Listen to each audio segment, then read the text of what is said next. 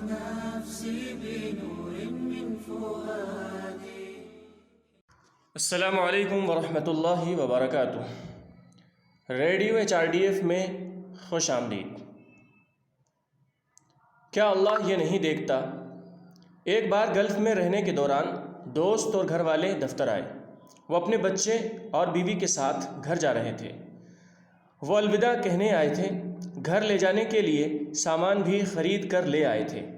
اس نے دفتر سے ایک بلٹ A4 سائز کا کاغذ لیا اور گاڑی میں رکھ دیا. تو میں نے کہا یہ مت لو، میرا نہیں ہے، میں صرف اس ادارے کا ملازم ہوں.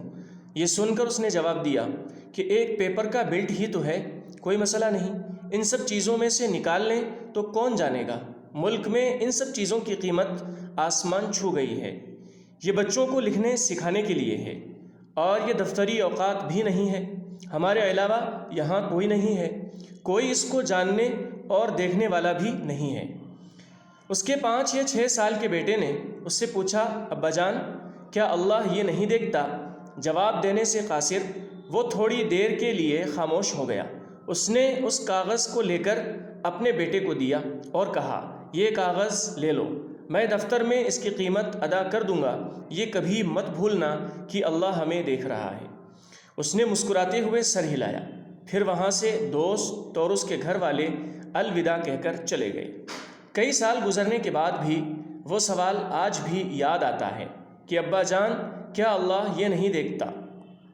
اسے کون یہ سکھایا ہوگا کہ اللہ دیکھ رہا ہے؟ جب بچے جھگڑتے ہیں تو اللہ دیکھ رہا ہے.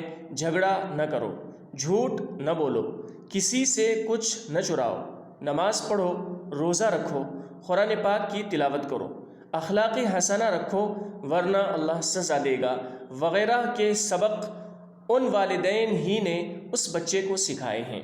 لیکن جو اقتدار، نظریات اور عقائد بچوں کو سکھائے گئے تھے وہ 100 یا 200 روپے کے کاغذ کے بنڈل کے سامنے ختم ہو گئے.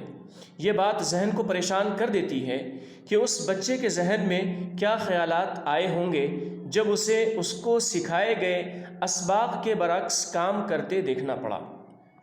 بہت سے لوگ یہ شکایت کرتے ہیں جیسے بچوں کی خراب عادات، نماز میں سستی، غصہ، بری صحبت، ذمہ داری کی کمی یا مقصد کا احساس نہ ہونا وغیرہ. لیکن کیا وہ شکایات کرنے سے پہلے یہ محاسبہ کرنے کے لیے تیار ہوتے ہیں کہ ان بیماریوں میں سے کوئی ایک خود میں موجود ہے یا نہیں؟ وہ خوبیاں جو ہم میں نہیں ہیں اپنے بچوں پر مسلط کرنے کے بجائے کیا ہمیں ان کے سامنے نیکی کے پھول اگانے والے پودوں کی طرح کھڑا نہیں ہونا چاہیے جسے ہم ان میں کھلتا ہوا دیکھنا چاہتے ہیں؟ مدرسے کے امتحان کے بعد بیٹی دوڑتی ہوئی آئی. والد نے پوچھا، آج کا امتحان کیا تھا؟ کیا آپ نے ہر سوال کا جواب لکھا؟ موضوع اخلاق تھا. کچھ سوالات مشکل تھے لیکن سپروائزر بہت اچھے تھے.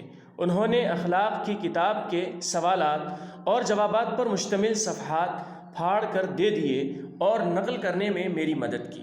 بیٹی کا جواب سن کر وہ ہکا بکا رہ گیا.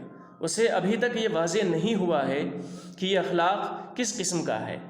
حضرت ابو ہریرہ رضی اللہ عنہ سے روایت ہے، رسول اللہ صلی اللہ علیہ وسلم نے فرمایا کہ ہر بچہ فطرت پر پیدا ہوتا ہے لیکن اس کے ماں باپ اسے یہودی یا نصرانی یا مجوسی بنا دیتے ہیں.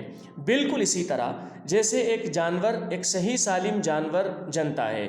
کیا تم اس کا کوئی عضو پیدائشی طور پر کٹا ہوا دیکھتے ہو؟ بخاری. والدین ہو یا اساتذہ، دکھاوا نہیں کرنا چاہیے. ایک رول ماڈل کے طور پر زندگی گزار کر دکھانا ہے. جانور کے بچے کی خصوصیات جانور کی طرح ہی ہوتی ہیں، ان میں کوئی خاص فرق نہیں ہوتا ہے. شرقت نفسي بنور من فؤادي.